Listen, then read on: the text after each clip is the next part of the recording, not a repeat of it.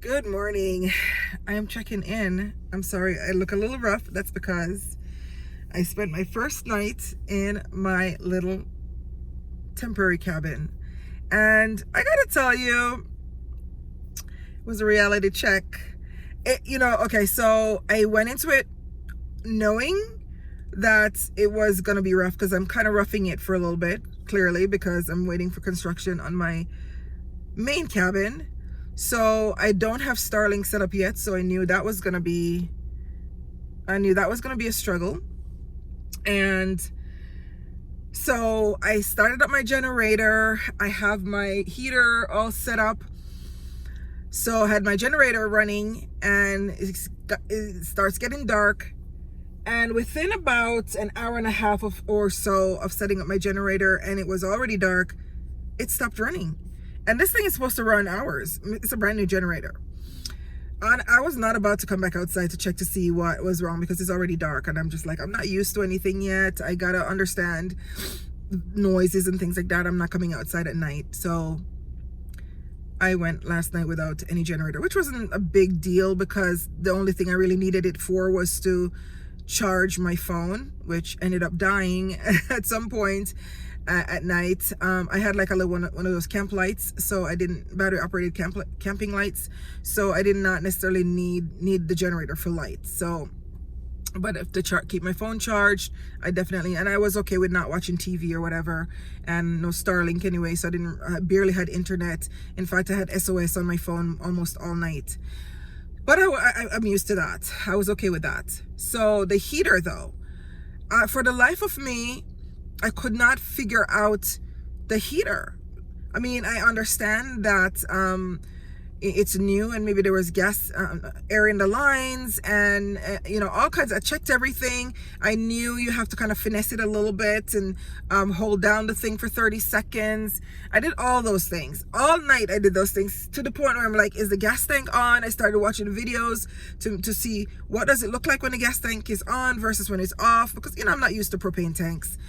So I did different ways and kept doing over and over. And at one point I thought I heard the gas running in the line. The thing never came on. That 0 degree sleeping bag, the real MVP. That thing kept me warm to the point where it almost was too hot in it. But of course, all around you is cold. And it's one of those polyester on the outside one, so outside of it is cold. So if your hand ever gets outside, you feel the cold. And it didn't get terribly cold. It was like maybe in the mid 30s last night. But for the life of me, I could not understand why the heater wouldn't come on. My neighbor, one of the first texts I got once I got my phone up and running this morning was, "Congratulations, you survived your first night in your cabin." And so, and he was like, "Do you need anything?" And so I'm like, "Yes, I need you. I need my heater isn't working." So he comes over. I hate when this happens though. He comes over and the thing works like within, he kind of had to finesse it a little bit, but I was doing all of those things. And it was on. The tank was on. So I'm like, why? I don't know. That often happens. And I knew I was doing some of the same things he did. And he got my generator up and running again. I mean, I'd already put some gas in it. I don't know if it was out of gas. It didn't seem to be out of gas. But I put some gas in it and got my generator up and running again. And, coming from, I wouldn't consider myself like a city girl because I never really lived in the city. But, of course, you had all the modern conveniences where I lived. And when I decided to come here, I decided that I wanted to do everything in a way where I still had conveniences. So I wanted to have the best solar that I could afford. I wanted to have the best backup systems and redundancies and all of that. And I really do need to make sure I invest in that stuff because, I hate to be like, oh, I'm getting older. Yeah, but I am. I'm 53 years old now and I'm away from my children. There's no real come over and help me. I mean, my neighbor, fortunately, because my neighbor bought his property after I bought my property. And if it wasn't for him, I don't know how I'd make it so far. Now I know I'd probably figure it out. And thankfully, I have you wonderful people here on the internet telling me and advising me and giving me tips and advice from your experiences. And I so appreciate that. but you know, to physically have somebody here to help me with little things has been incredibly beautiful. And so I had made a commitment to myself that I am going to do what it takes to make sure that I have proper systems set up, redundancies set up, so I'm not struggling while I'm here and I'm not suffering in the cold. And last night was just a reminder to me that stick to that. You know, the generator, for example, I started looking at generators now that are propane, are backed up with propane, and I can just flick a switch. The thing I hate most about the generator is pulling that thing. Like, guys, I know I don't want to sound like a snob, and I'm not, but that pulley thing is just not my cup of tea. So I think what I'm going to do is go look at prices for the ones that have on and off switches, and a dual fuel that runs off of propane as well. And just keep this one as a backup and see if it's not terribly expensive. Every time I buy something that I did not plan to buy, I have decided to let go of something else that I was going to buy that was not a necessity. Because let's face it, I'm an interior designer and I have plans for, you know, doing some nice things in my home. Like, you know, as I mentioned, if I'm going to do the carport, I'm not going to do kitchen cabinets for a while until, you know, business picks up here.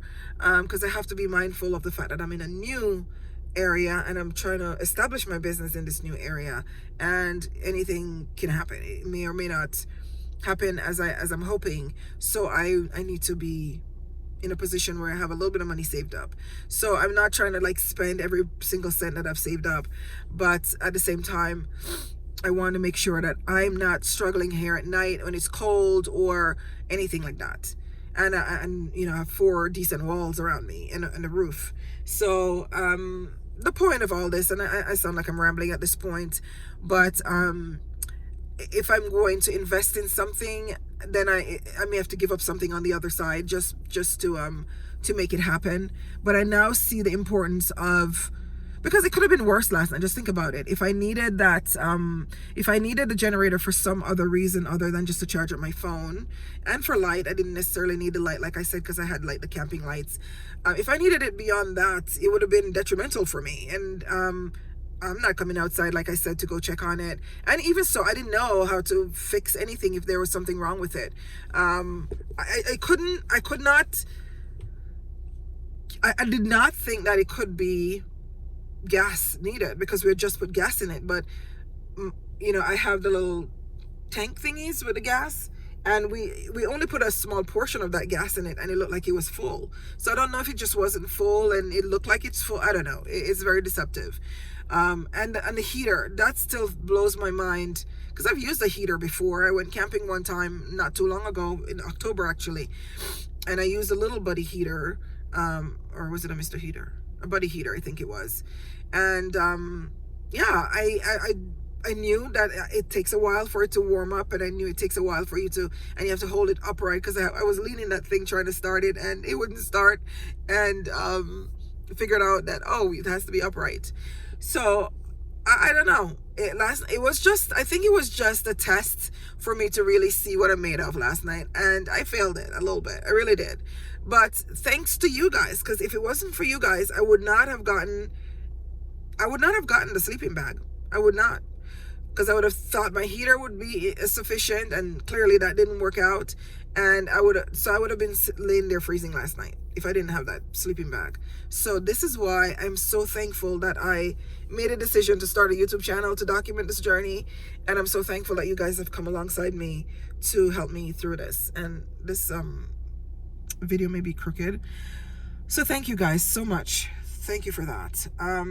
So I'm heading out right now to go and run some errands. My power cord for my Starlink should be coming today, so I'm gonna go check my mailbox, check the mailbox place for that. And I need to return a few things that I bought the wrong type of butane for my little butane stove. So I gotta go return that and get the right ones. I thought they were all the same, but apparently they're not. And I had too many padlocks. I'm gonna go return some. Not padlocks, but the door bolt, I should say. So I'm gonna go return some of that. And other than that, that's my day for today. I don't plan on working today just because I don't have internet at the moment. So I kind of just took work off my plate today. I'll just do stuff around the homestead, what I can manage to do. But thank you guys so much for taking the time to care about this journey and to follow along and encourage me as you have. But last night I will admit it was a little rough, but it was also so peaceful. I have two little windows on my door, and I could just look out and see the stars, and I did not feel unsafe. I did not feel fearful or anything like that. I felt calm and I felt peaceful being here. So this is how you know that you're where you're supposed to be. And little obstacles here and there will not stop me from enjoying this experience. So thank you guys for being a part of it. Talk to you later. Bye.